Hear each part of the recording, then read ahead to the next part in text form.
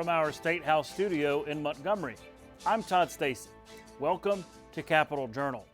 Tonight is, of course, election night.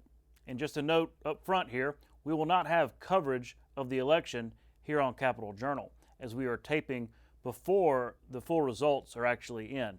To see election results, you might be better served by your local news outlets to find results from your area. It was another busy day in the legislature as lawmakers met for the 13th day of the 30-day session. There were some major issues moving in committee. We'll start with the gambling package that saw changes in the Senate Tourism Committee. Instead of advancing the House-passed plan on a lottery, casinos, and sports betting, members of the committee substituted alternative legislation that scales that plan back some. Here are some of the changes the Senate made to the bill.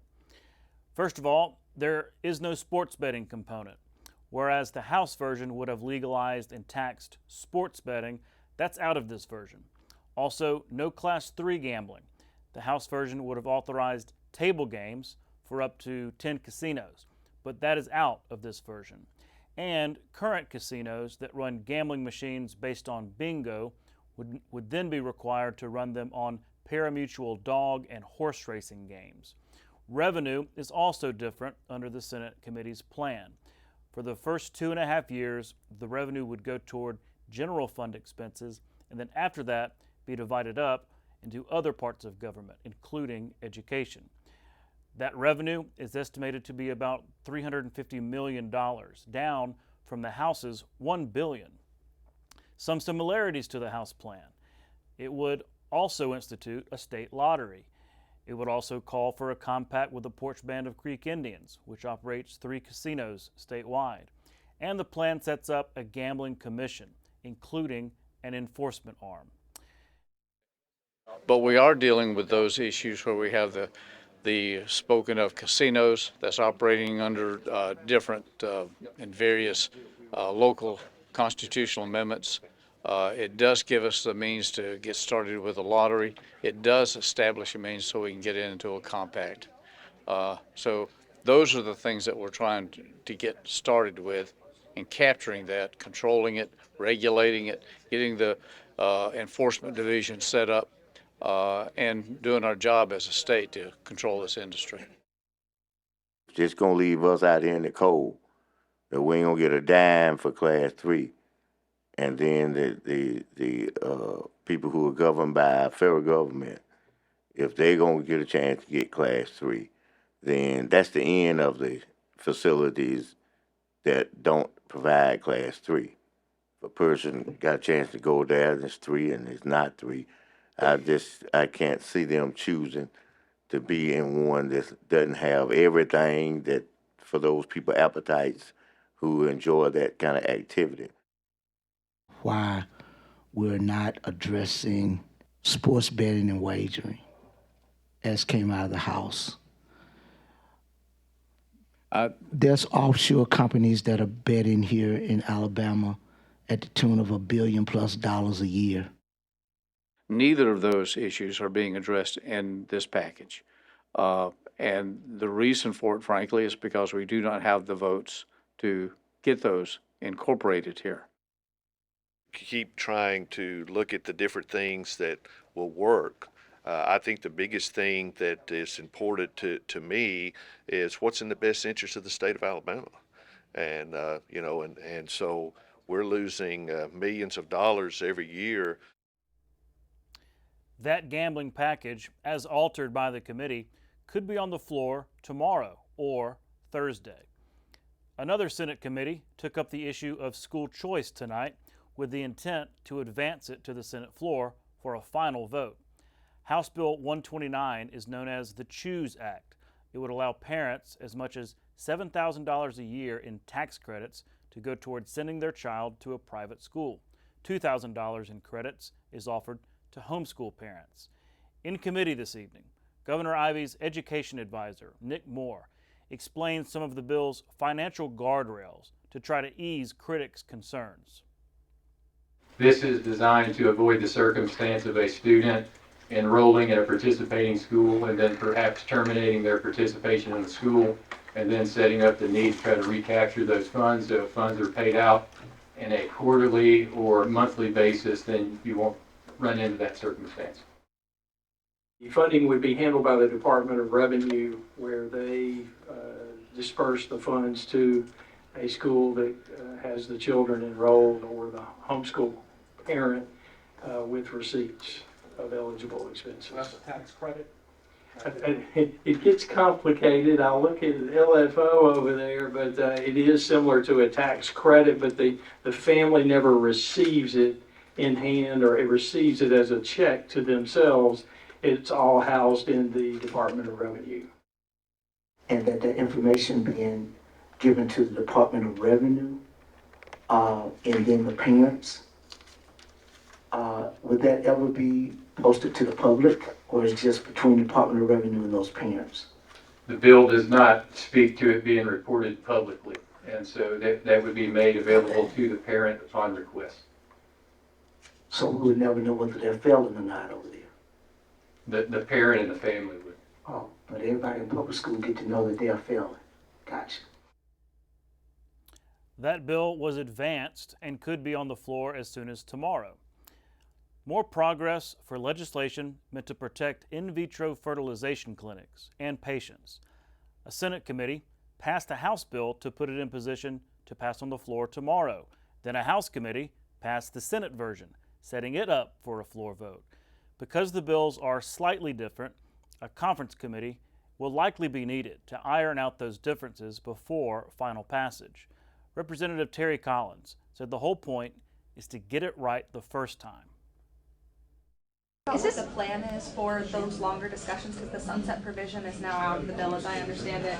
So is this is the idea that this bill will address things and forever, or that they'll be? It is not that it would address forever, that we would need to come back. I know some of the litigation has already asked the Supreme Court to reconsider.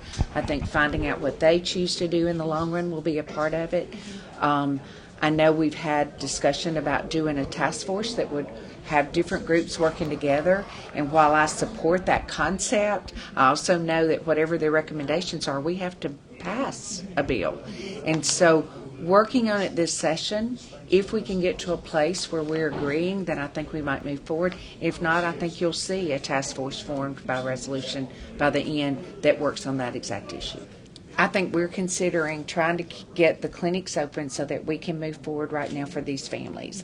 I think we've committed to having a longer conversation about that this session to see if we can decide as a group and pass what we feel like might long-term satisfy. But if we can't, that we would then put a task force together that would include lots of different voices at the table to make a best recommendation. More on that issue later in the show. Tonight, the Senate passed legislation aimed at helping Birmingham Southern access funds that had been set aside to help the college through financial difficulty. Senate Bill 31 from Senator Jabo Waggoner would put the Distressed Institutions of Higher Education Revolving Loan Program under the guidance of Jim Purcell, Executive Director of the Alabama Council on Higher Education. The loan program, approved last year by the legislature, is currently managed by State Treasurer Young Boozer, who refused to approve a loan to Birmingham Southern, calling the institution too big of a credit risk. Waggoner said that was not the intent of the legislature. I think we've talked about this issue, and everybody in this chamber knows what's at stake. Yes, Birmingham Southern has fallen on some hard financial times, and this is a way to hopefully allow them to continue. And I'll be honest, if this does not pass, they're probably closing their doors this spring. So it's somewhat crucial. Mr. Chairman, I'm not here to knock your bill, but I just want the message to be very clear. Therefore, we do for one, we should be willing to do for others and do for them all, and not cherry pick and choose because certain members can bring it and say that they want it to happen, and we make it happen automatically. HBCUs are part of this august educational community that we have here in the state of Alabama, and they are just as important and serve just as more of an important function than any of PWIs. That bill passed 22-5 and now goes to the House.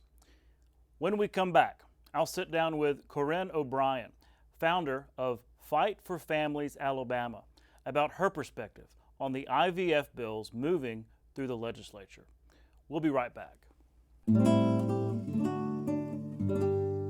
Tuscumbia native Helen Keller is popularly remembered as the deaf and blind child who learned sign language from her teacher Ann Sullivan at the Keller home, Ivy Green. But during her adult life, she was a tireless activist on behalf of workers and women's rights, a prolific author, and an unofficial U.S. ambassador to the world. Her most famous publication is her best-selling 1903 autobiography, The Story of My Life. Through her work with the American Foundation for the Blind, Keller advocated for broadened educational and employment possibilities for blind people, and the State Department funded her international travel and advocacy of people with disabilities.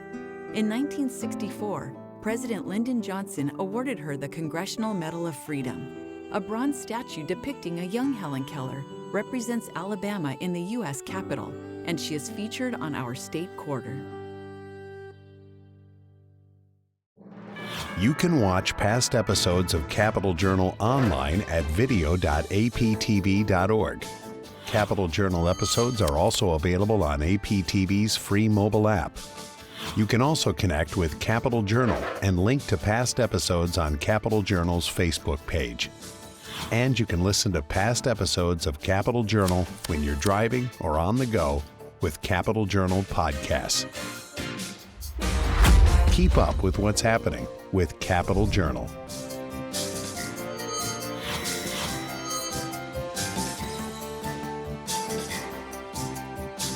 Born Henry Louis Aaron on February 5, 1934 in Mobile, baseball icon Hank Aaron first honed his baseball skills while growing up in Alabama.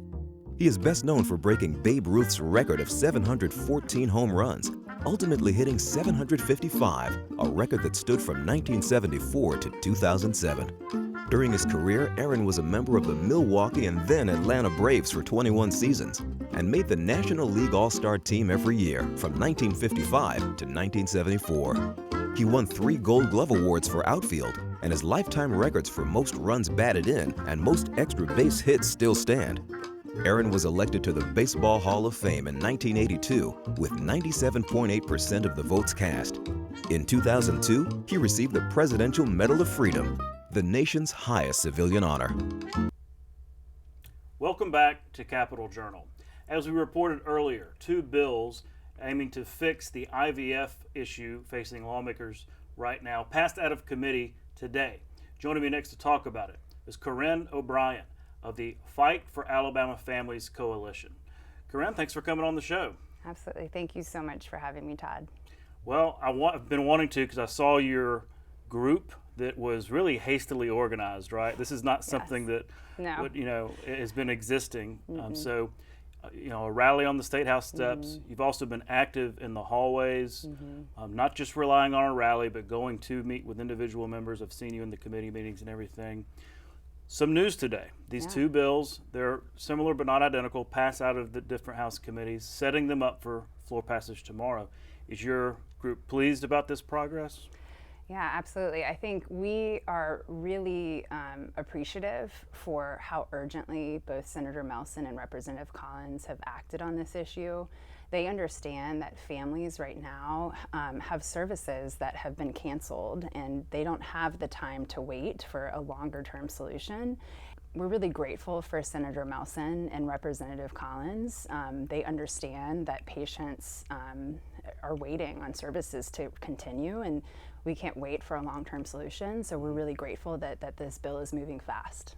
Yeah. It is, and that's the message I got from both of them is a sense of urgency. And yet, hey, let's try to get this right, because you're talking about legal liabilities, which are pretty complicated, and things like this. So they're trying to get it right. And there is this question of, statute change, which that's what we're talking about now, versus a constitutional amendment change, getting to that personhood thing. You know, in the short term, it sounds like we're going to get there on this, where maybe the more longer term thing is, well, longer term. Are y'all satisfied with that short term fix in terms of how it will address the clinic issue and families? Yes, I mean, what we're hearing from providers is they're going to be able to get started as soon as Thursday. I mean, we have providers that are currently not offering services that have embryo transfers and other things scheduled for Thursday. Wow. So we feel really confident that this is a kind of short-term solution, right, to get those services up and going again. And to your point about the constitutional amendment, we still need to address, you know, the fact that our embryos outside of a uterus considered unborn life, and I think that's something we have some new data and polling today that we'd like to share. I wanted to ask you about this. These are interesting numbers. Y'all did some polling. Absolutely. So we did some polling over the weekend with Robert Blizzard from Up One Insights. So he polled 500 Republican primary voters. And of those folks, about 56 had either gone through IVF or knew someone who had gone through IVF. So I think, you know, what that shows is we have a lot of people who have either, you know, experienced infertility or know someone who are deeply affected by this issue. And, you know, in the questions he asked, one of the things that was asked was when GOP primary voters learned that because of the Supreme Court ruling closed down IVF clinics, when they learned of that, 2/3 opposed it. These are Republican voters, so they oppose what the Supreme Court did, learning that that's the effect of it was, you know, shutting down IVF treatments. Also intrigued by this 67% number on what constitutes an embryo. Again, these are Republican voters. Absolutely. So when asked about IVF and when conception occurs, 67% of respondents believe it's when an embryo is implanted in a uterus. Okay. I also think there's overwhelming support from voters for the legislature passing a new law. Over 81% were very supportive of the current actions being taken. And there is also a lot of support to put it on a ballot and let voters weigh in. 67% support putting an amendment on a future statewide ballot that would protect IVF services and redefine a minor child to not include embryos. So there is support for both this legislative action right now, the statute that you mentioned, but also a longer term ballot initiative. That's interesting. I mean, I love numbers because so many times in politics and in legislation, you can make assumptions about issues, but this kind of spells it out. And again, you're talking about Republican voters. It's a Republican legislature. It's a supermajority, so they're going to respond to things like that. Well, speaking of numbers and politics and things like that, I know there have been some groups out there starting to oppose this and try to kind of push lawmakers into opposing it. Really kind of folks on the right. Have you been privy to some of this activity? Yes, you know, we learned over the weekend that there were some attack ads that were going out, some text messages today from groups that we hear are based outside of the state. And, you know, I have to say, we are really grateful for Representative Stadhagen, who over the weekend wrote an op-ed to stand up and say, hey, it is not okay. The right thing to do is to protect IVF because families are trying to bring more children into the world, and we are doing the right thing, and we were just really grateful for him doing that. Yeah. Well, yeah, I saw that too, and again, you're talking about a pro-life majority here in the legislature, and that you can always parse that, especially on the on the extremes, but it seems to me, looking at your polling, that most folks are pretty solid with where IVF is.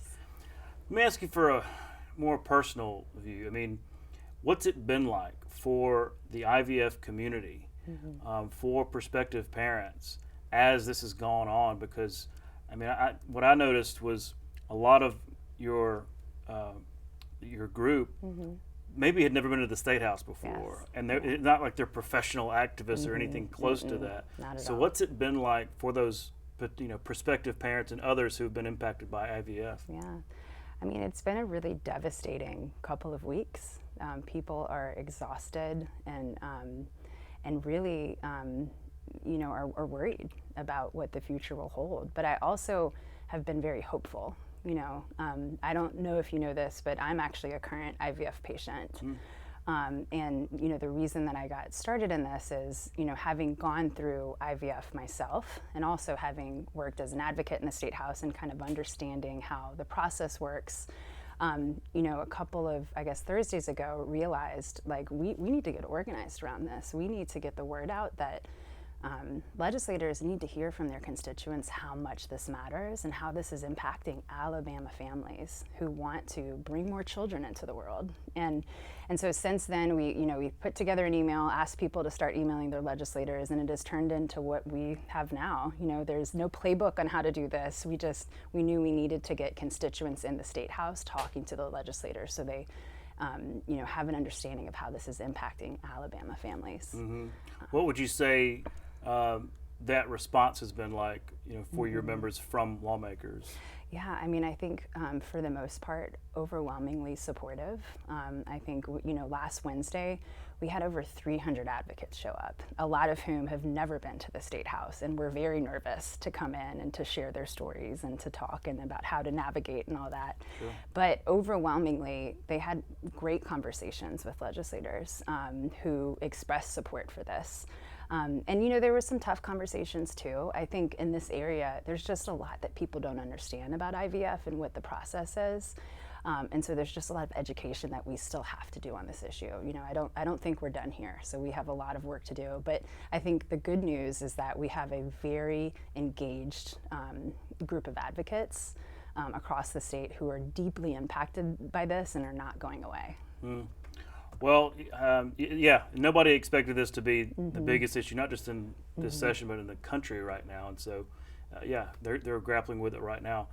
Yeah, and for folks that may recognize you professionally, you do work at A+ Education Partnership, and are frequently in the State House. The reason I mentioned that, because I know you're not here on behalf of them, is you're right. You have experience in the State House, working with lawmakers all the time, and that has been fortuitous, knowing that you're part of this community. Somebody has to step up and lead.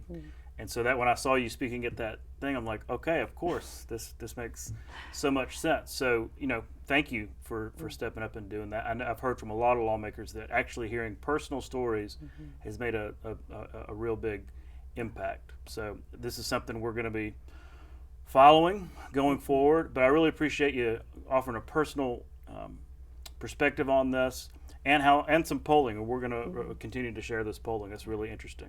So we're out of time, but Corinne, thanks again. Yes, thank you so much, Todd. So grateful. Yeah. We'll be right back. You can watch past episodes of Capitol Journal online anytime at Alabama Public Television's website, aptv.org. Click on the Online Video tab on the main page. You can also connect with Capitol Journal and link to past episodes on Capitol Journal's Facebook page. Established in 1953, Alabama Public Television was the first educational television network in the United States. With much of the state struggling to support standalone educational systems, Governor Gordon Persons encouraged the state legislature to establish APT to ensure access to educational television for all Alabamians. Among the early children's programs broadcast in the 1950s was Cabbages and Kings, written and produced by Auburn University. APT soon added programs for elementary schools, teacher instruction, and adult educational programs that were scheduled in the evening hours, along with national programming. Since then, 25 other states have established public television networks, all based on Alabama's model. Alabama Public Television's educational mission and national leadership continue today. My son's name is Nathan. Nathan is a welder. He enjoys it, loves it. So my plan is that he would graduate from private high school and go on to Auburn University, which is where everyone on his dad's side of the family goes to college. It's very obvious now that I have the ability to step back. He does much better hands-on learning. Nathan had taken a tour at a local career technical school and was very interested in the welding program. My initial reaction about a career technical school was probably the farthest from the truth. You know, I was projecting my thoughts onto him and my expectations onto him, and it really took a lot of mom maturity to step back and just step up and be there for him. After high school, Nathan found a welding job very quickly. I would say within 3 weeks of graduation, he was working for a local contractor. I remember having a conversation with my own mother, and she said, "Is there really any money in welding? What exactly do welders do?" So as a 19-year-old, he's making $47 an hour. Right. So I thought I was raising a CEO, and as it turned out, I was raising a welder. Who knew? Nathan knew.